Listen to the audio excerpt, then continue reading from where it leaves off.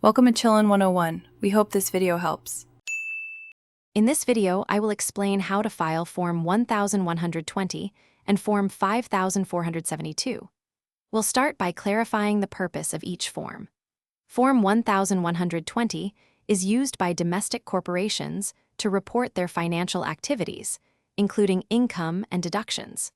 Form 5472 is specifically for U.S. corporations with a 25% foreign owner, detailing transactions with related foreign parties. Both are critical for maintaining tax compliance. Next, let's look at who needs to file Form 1120. Generally, this applies to most domestic corporations, including limited liability companies that have elected to be taxed as a corporation. Remember, S corporations file a different form, Form 1120S. The typical deadline for filing Form 1120 is the 15th day of the fourth month following the close of your tax year.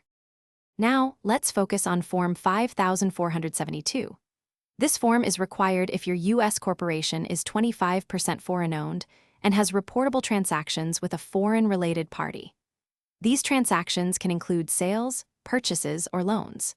It's vital to file correctly, as the penalty for failure to file or for filing an incomplete or inaccurate return can be a significant $25,000 per form. To ensure a smooth filing process, always maintain meticulous records of all transactions with your foreign-related parties. Double-check that all required schedules and attachments are included with your Form 1120 and Form 5472. Remember, accuracy is key.